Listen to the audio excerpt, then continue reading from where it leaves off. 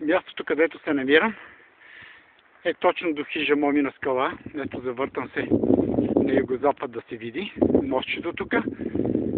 Това долу, което се вижда, това е Боянската река. Надолу посоката е към Есперанто, Камендел, Боянски водопад.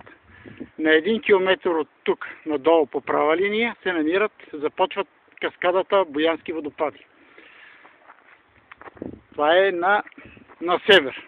На юг хижа Бор, местността Платото, хижа Алеко, хижа Средец, Заслонки Киш, Бай Кръстю. На запад в тази посока се намира Златните мостове и на северозапад Копитото.